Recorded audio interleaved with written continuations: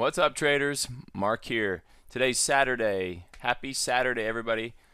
Gang, in today's video, I've got some real exciting stuff to share with you. I want to walk through really the anatomy of market structure and how you can use market structure and practically apply it in your trading literally after watching this video.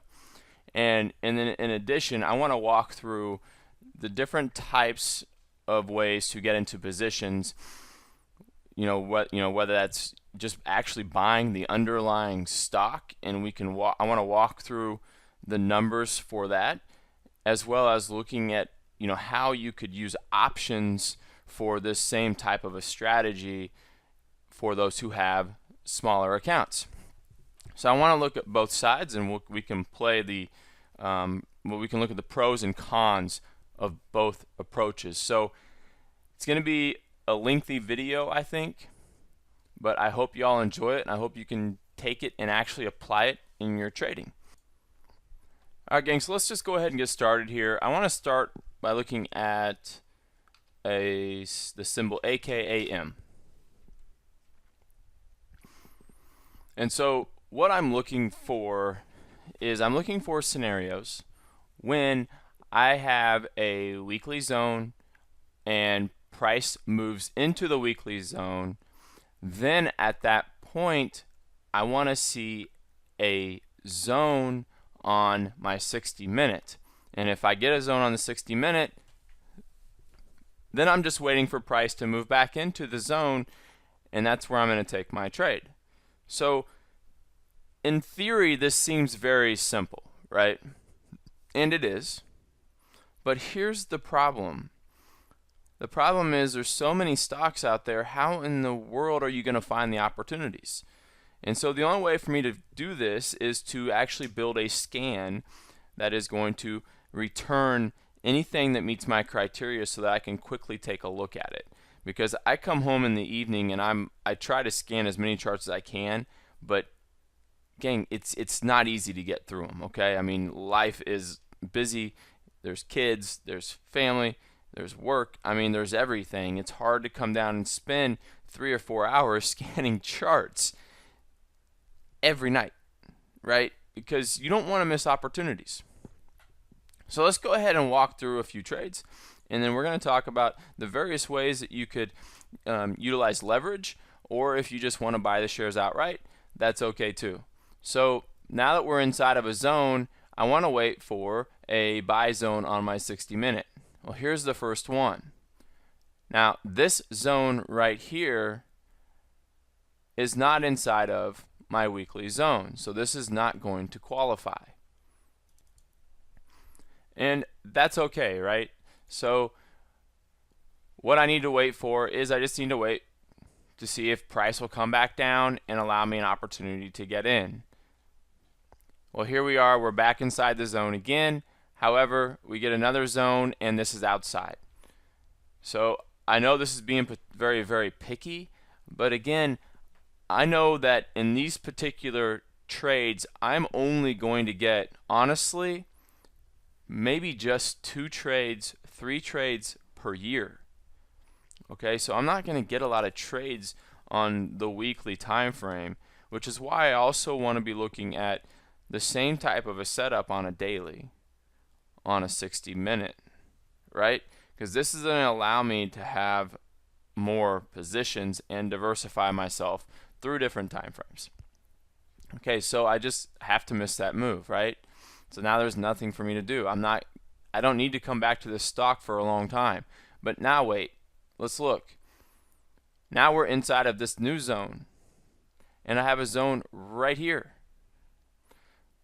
So I would be alerted at this point in time right here. Once I'm alerted, it's going to be, let's say, 9:30 is when I will be alerted to this position. That's interesting. Is that in Eastern time? No, I don't think so. All right. So I'd be alerted at 9:30 on this position. And so I have 1, 2, 3, 4, 5, 6. There's 7 hours that actually pass here into the next day, actually, that I would have to actually get a position on, well, to to be ready for this to trigger, right? So again, this is the nice thing about having a screener set up, so it can just do this work for me. And then all I'm going to wait for is I'm going to wait for a green up bar, or I'm going to wait for one of my 4-bar patterns. And I'm going to do a video just outlines those. I think there might be one on here on YouTube, but I'll do another one. They're very simple. Anyway, so this is going to be my entry bar. And so what I do from here is I'm going to take a look at the prior bar's ATR, which in this case is going to be 0.546. So 0.546, let's just round that to 0.55. So I know that my stop is going to be 55 cents. All right. This is where we need to do some math. Now, I already have a risk tool built that automatically does this, okay? But I need you guys to see it so you can understand the difference between if you just really want to buy the stock or if you want to go do options. So if we're going to risk 55 cents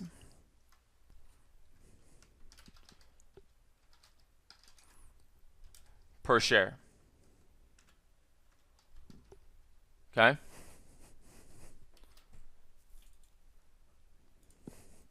Let's just fill in some economics here.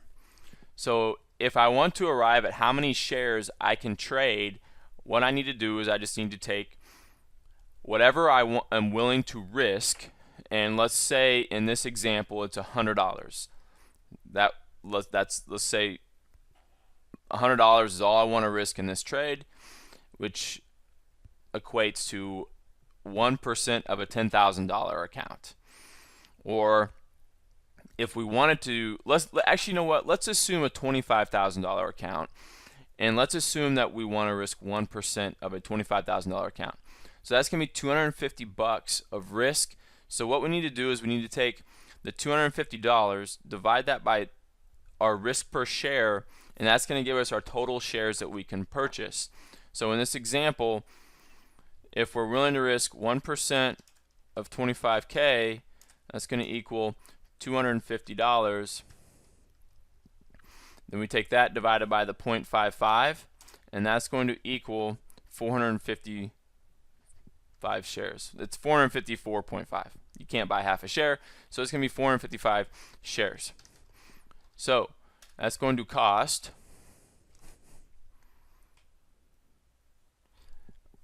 I think our entry is $73.50. That is going to cost me $33,000, $33,443, rounding up. All right, so in this one position, I have to lock up $33,000. If I have a $25,000 account and my broker is giving me 4-to-1 leverage, that means a third of my account is locked up in this position. Is that okay? I don't know. I'm not a portfolio manager, but that seems high to me. Okay, so now let's walk through some actual percentages here. So if I'm tying up $33,000, that's really what I should be measuring my percent gain from, right?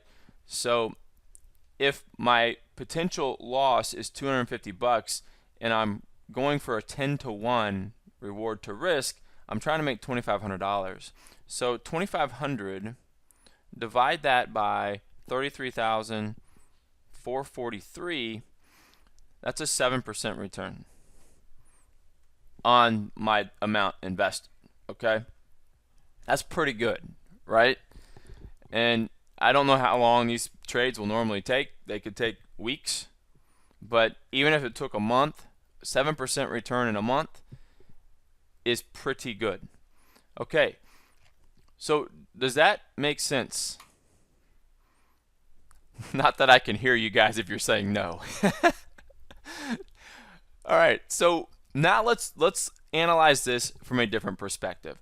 Let's look at this as if we were going to do options. So let me pull up some options. I'll be right back. Okay, here we go. So here are some option chains. For those of you who are not familiar with an option chain, all it is it's just a list of all the options available. And because I'm trading the S&P 500, they should all have substantial option activity, some more than others, but it should not be any problem having liquidity in the options. So Thinkorswim, they're a great platform for options. They have basically anything a person could ever ask for when it comes to analyzing a position. So what I've done is I've gone to the day prior to the entry. The reason I've done the day prior is because the historical data in here just gives me the closing price of my options, and that next morning was I would have been getting long after that first bar. So what I want to do is I want to make sure that I have plenty of time on my option, but not too much time. If I have too much time, these numbers here in the parentheses are the days to expiration. If I have too much time, I'm paying money for that extra time. And your option does not move as quickly in value if you have a lot of time left. So the lower the time, the faster it's going to move if your position is correct. So let's go to this one. It's 50 days to expiration, and I'm looking for a call option. My calls here are on the left, my puts are on the right. And for those of you who are not familiar, all a put is I would buy a put if I thought that the stock was going down, and the put will increase in value as price goes down, and calls increase in value as price goes up. So there's a couple things that we can use in here to analyze our potential loss on the trade. So let's go back to our chart, and we can see here that our risk per share is 55 cents. Okay, that's important because that's what's going to determine when we're stopped out of our option. Okay, so we need to know that actual price. So if my entry is 73.50, my stop is going to be 72.95. Right? All right, so let's go back here, and this column right here is called delta. Now, one easy way to remember this is delta starts with a D, dollar starts with D. So basically what the delta is telling you is how much money you can expect to make as the underlying instrument changes in price. Now, there's other factors that come into play here, but it works fairly well. So this delta right here is 46 cents. Okay, so what that's telling me is for every dollar that this moves, I can expect my option to go up by 46 cents. Okay, so let's come back here again, and we need to know what our target's going to be. So if we're getting in at 73.50, our target is going to be $5.50. So I'm just taking that 55, I'm multiplying it by 10. So it's going to be 78. 79. It's going to be 79, right? So our target's going to be 79. It's going to be up here. So if we want to draw, which is always kind of pretty when you have high risk rewards, we can just draw our risk box here, right?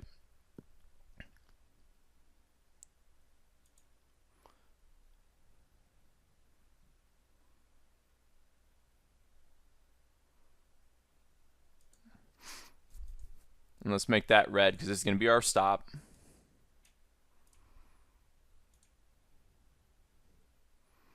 And then let's put another one up here. The mirror target.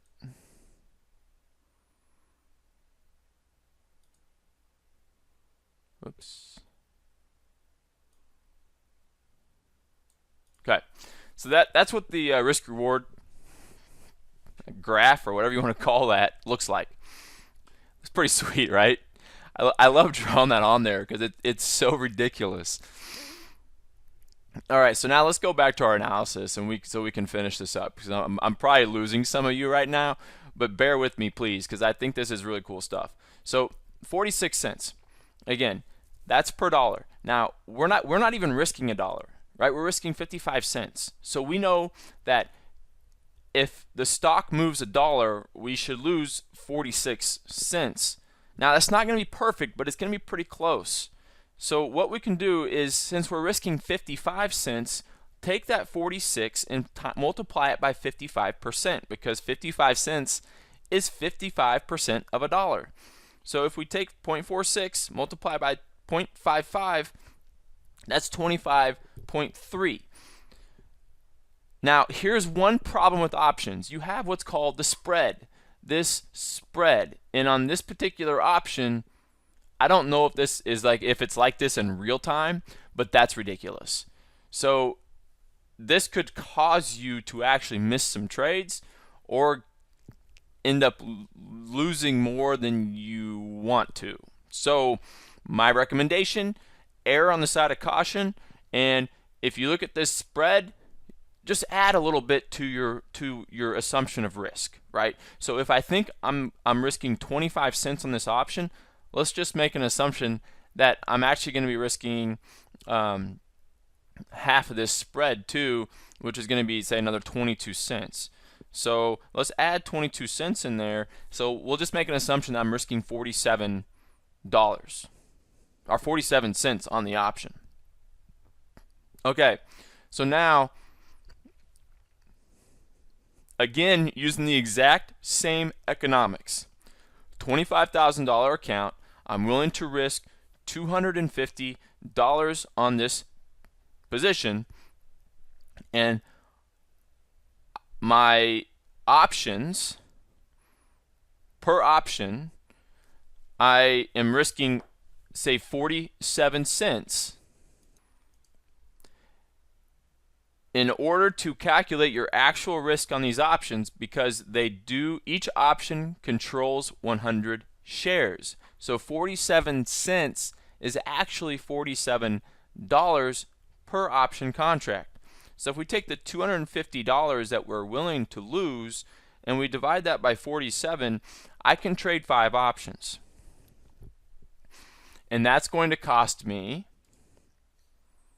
if I come in here, we buy 5, that is going to cost me $322 times 5. That's going to cost me $1,610. So let's go write that on our chart.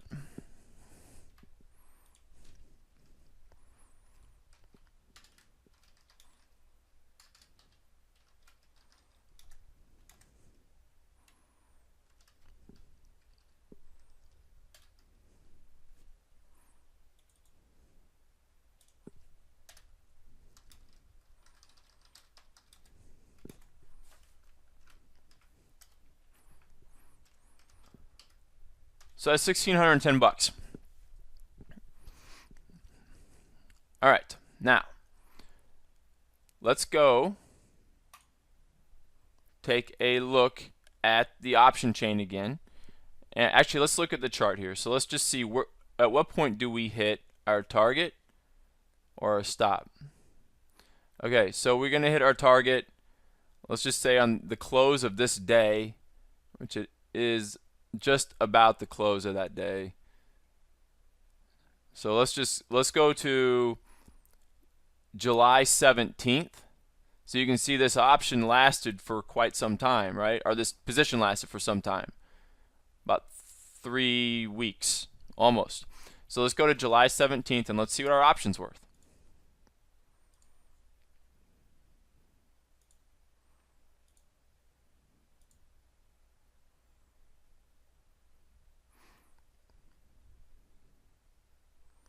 Oh, I did the wrong thing there. Hold on. I gotta do it right here. Okay, so our option is worth $1,325. 1,325 divided by 5, that's $265 per option contract in profit, right? So we paid $322, they're now worth $587 per contract. So now if we come back here,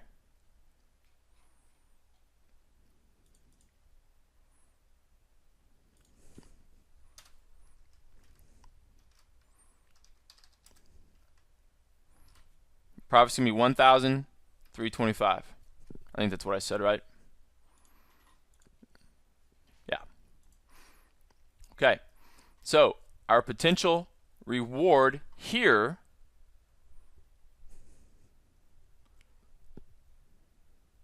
is 82%.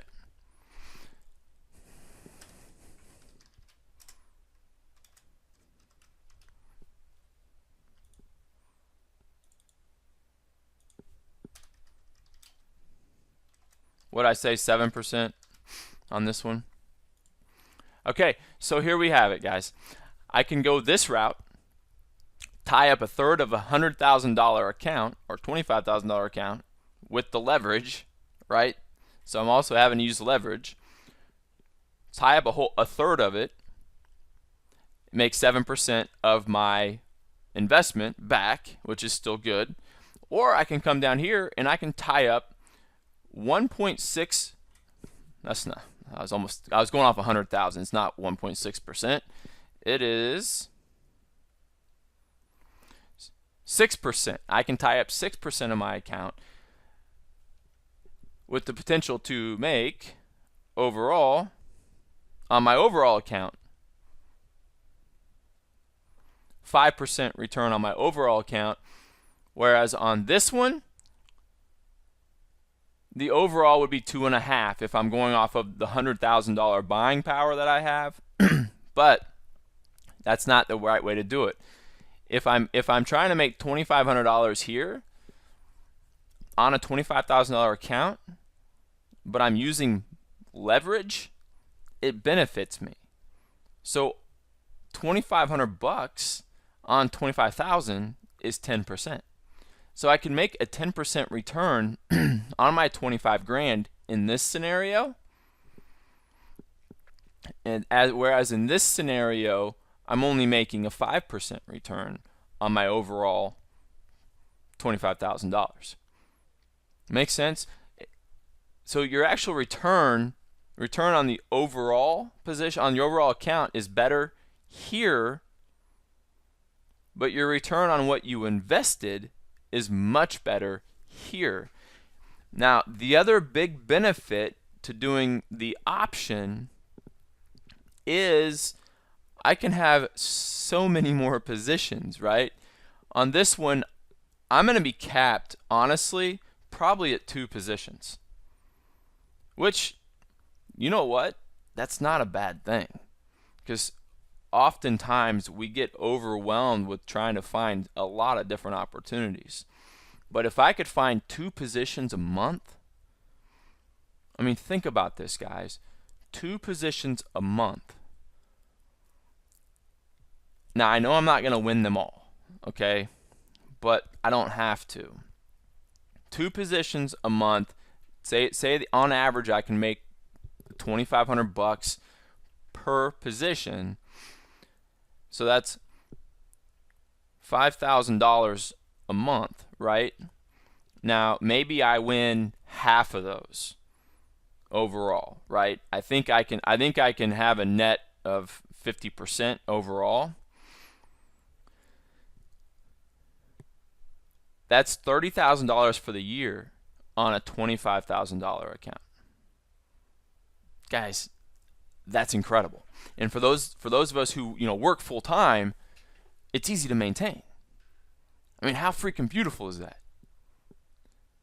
Now, going to the option, you can have a lot of trades, but that can be bad and good, right? It just becomes a lot more to monitor and measure and be stressed with.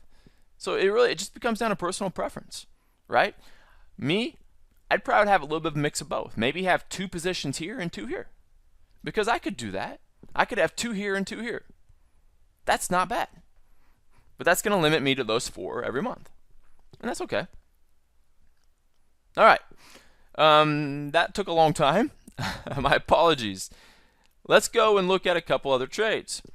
So APA is one that I want to take a look at, and this one is going to be on a 60-minute. All right. Same principle, guys. On the 60-minute, I'm looking for both the two bar zone as well as a volume zone, and then I want to come to my 15-minute, and I just want that zone. I want the same. I want a one of these zones to print inside of my higher time frame zone. So that green zone over there is from a 240-minute chart, but it also lines up with the buy zone on the 60-minute. And then I've got a buy zone here on the 15. So everything lines up. So again, here's where my entry would be. So I've got my move into the zone. So I would get alerted of this position once this zone confirms, which is right here. And on this one, I'm only going to have 30 minutes because these are 15-minute bars. So I got 30 minutes to get my stuff together and get in a trade, right? So I want to look at this. This is one of my 4 bar types that I like. So I will enter on this bar. So I'm going to look at this prior bar ATR, which is 34, and I would enter 1 tick above the high here at 43.45. And my target on this trade is going to be $3.40. So I'm looking for a move into what, 46.80 up here. We got a ways to go. Okay, so something for you guys to watch. Now, I always prefer to take the first test of these zones. This is the second test. The first test was back here and it's beautiful, right? I don't think I had a way to get in that trade though, because I never got a zone down here, so it never would have set up. So this is the second test. Third test, actually. Let's see if this one's set up. Did this one set up? No. See, this one didn't set up either, because by the time I got my area right here, it was outside of that zone. So this is the first time it's set up inside the zone. So we'll just watch it. Okay, the other one, APD. This is a short, okay? So you can see I didn't have a zone back here on my 15 until right here. Okay? So this would my entry be up here on this bar.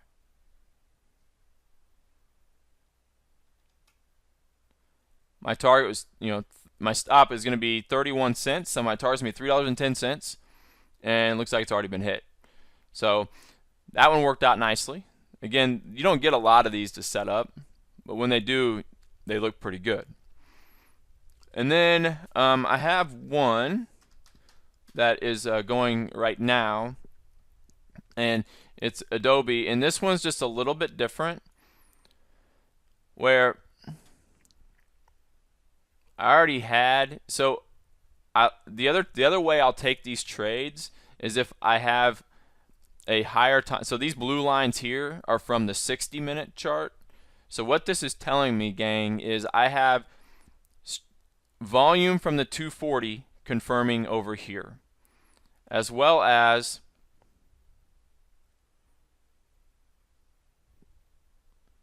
a zone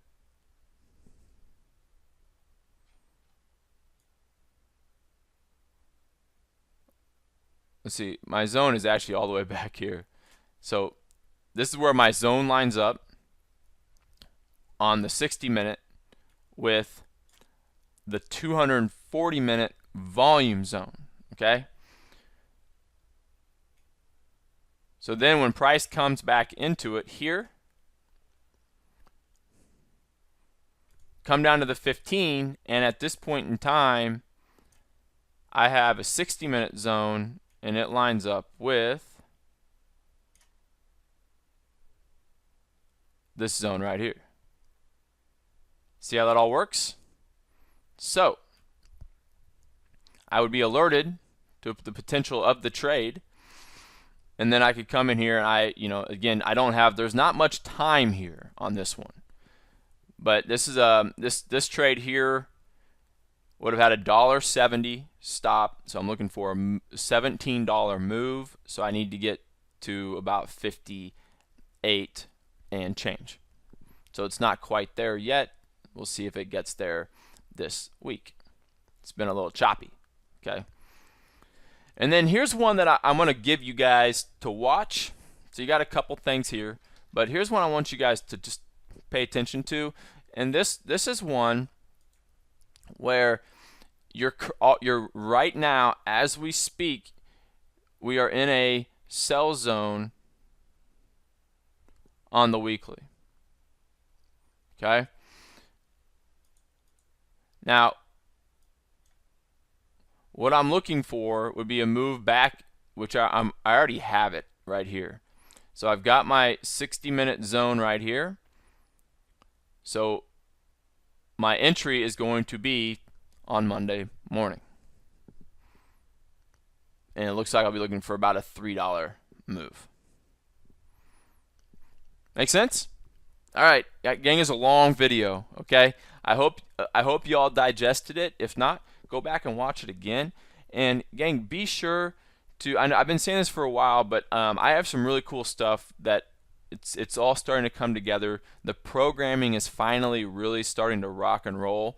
It's taking me a lot of time to get it built, but once that is done, gang, I want to use this and to really start getting some positions out there. So get on an email list. I'm going to start blasting some positions out once I get this set up over the next couple months.